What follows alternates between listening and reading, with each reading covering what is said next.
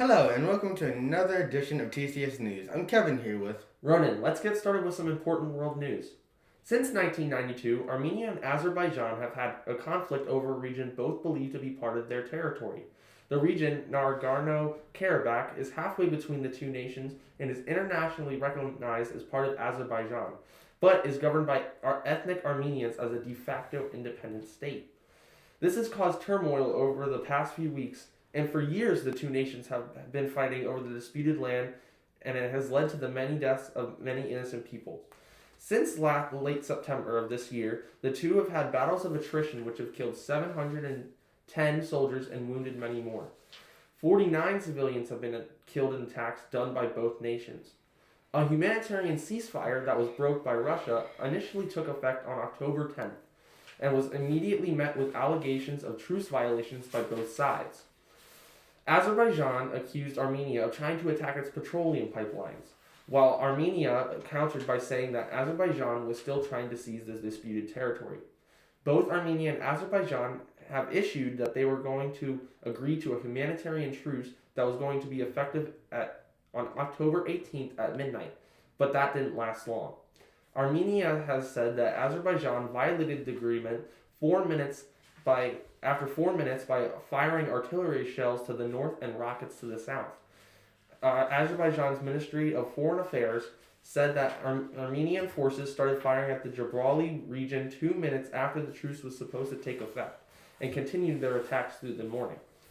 Azerbaijan says it's remained committed to the humanitarian ceasefire. However, they do believe that they deserve to take countermeasures to protect their civilians and their positions. Turkey has openly backed Azerbaijan and blamed Armenia for the renewed fighting. Armenia is being backed by Russia. This proxy war as such can lead to bigger issues if Turkey and Russia decide to step in and help their allies. As of right now, there isn't a plan in place to stop the fighting between the two countries. We will continue this story as it develops. Thank you, Ronan, for the insight into the Armenia and Azerbaijan conflict. I personally wish that Armenia and Azerbaijan will come to a peaceful agreement on this matter. You would think that with nearly 3 decades of warring it out, there would be a little more cooperation. In election news, the New York Times and Siena College recently ran a poll asking voters which presidential candidate they prefer on key issues.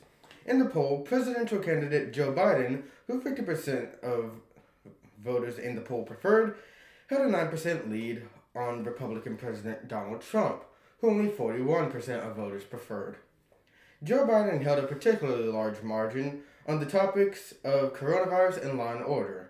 On these topics, Joe Biden is 12 points ahead of President Trump, the former vice president also holding a 6-point lead over the president in both the Supreme Court and law issues.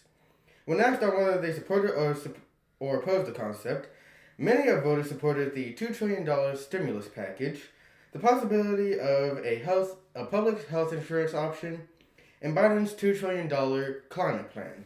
On the matters of fracking and corporate tax rate, both sides were equal, with about 50 on each side. On the concept of a national COVID-19 vaccine mandate, only a third of voters supported the idea. In men, 48% are for Trump and 42% are for Biden, while in women, 58% are for Biden, while 35% are for Trump. In young adults below the age of 30, 58% support Biden, while 30% support Trump. Among those in their 30s and early 40s, 47% support Biden, while 39% support Trump.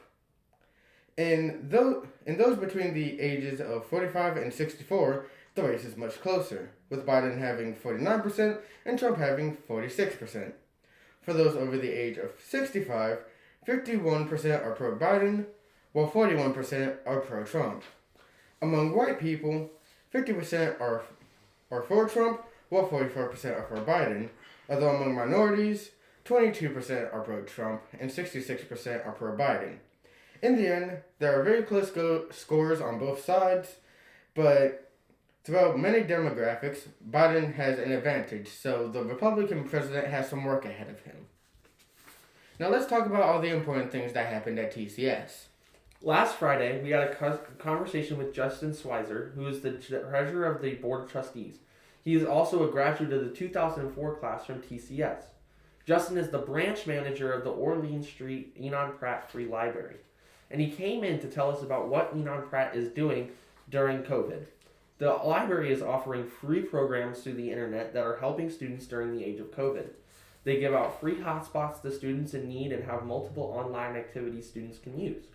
One of those being a Discord server where staff and students can ask questions and get homework help. They have multiple discussion channels where students can talk about common interests and build bonds with each other. Enon Pratt also hosts special virtual events where people can log in and ask questions to authors and talk about books. The virtual stuff doesn't end there. They also do classes to teach skills like writing and drawing.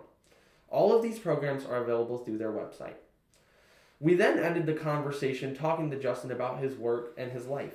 He told us a little bit about his experience as a TCS student and growing up in Baltimore, which the students really enjoyed. His determination is what allowed him to go to college at 16 and become the youngest branch manager for Enon Pratt. Thank you so much, Justin, for coming in and talking to us about Enon Pratt and your experience. On the topic of books, TCS has started the first ever book of the year.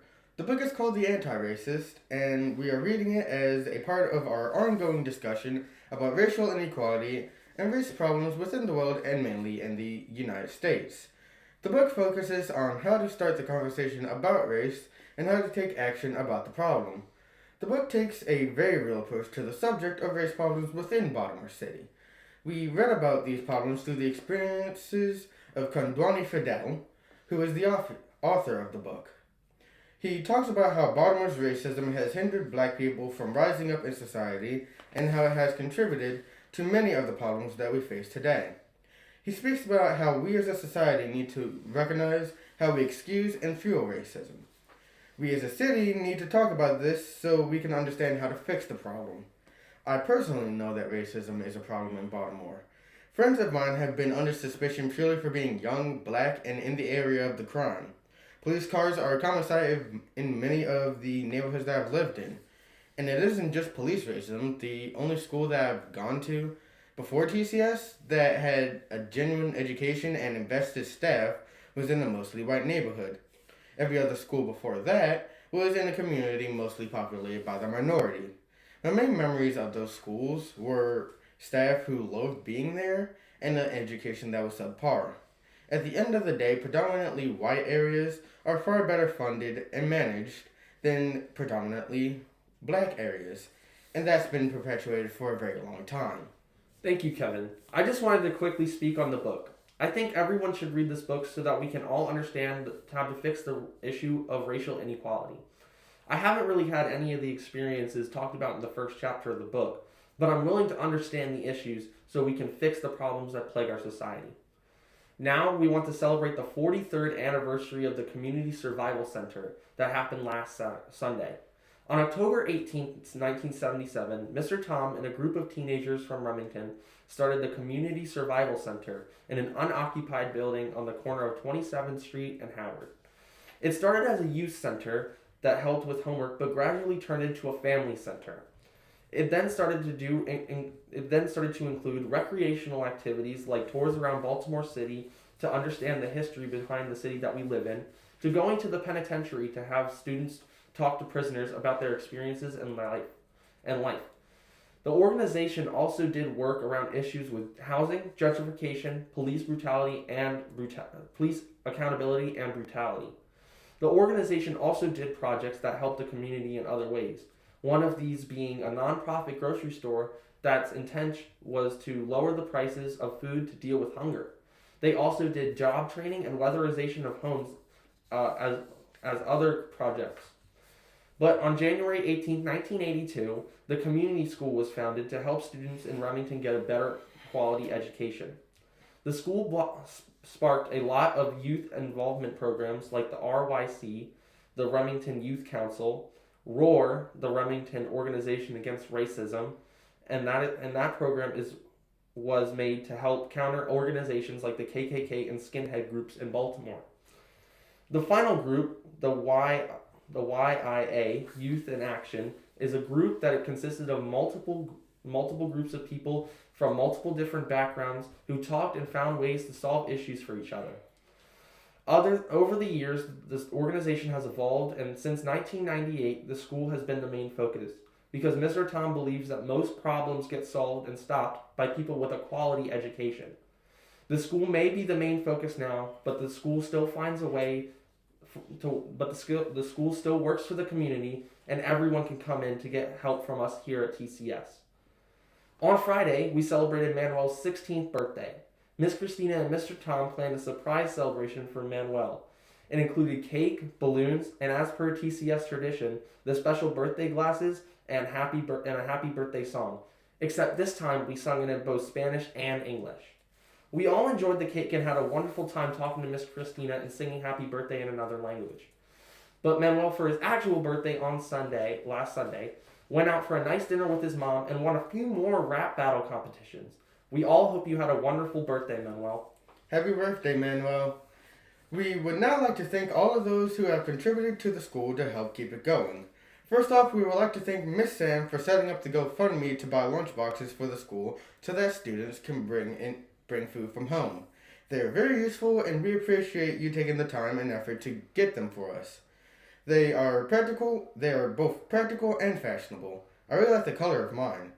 We also want to thank Miss Peg, who every year at this time makes a major contribution to the school to celebrate her being cancer-free. Thank you, Miss Peg, for everything you do, from the lunches to the help around the school. We appreciate it all. Thank you both so much. On the topic of lunches, I want to thank everyone who provided lunch. Thank you, Miss Leandra, for the pasta with sausages on Wednesday, and Miss Tina for the sandwiches, juice, yogurt granola bar, and the fruit roll-up. I haven't had a fruit roll-up since I was 6, and it was a great taste of nostalgia. Thank you to Miss Martha for the lasagna and brownies on Friday.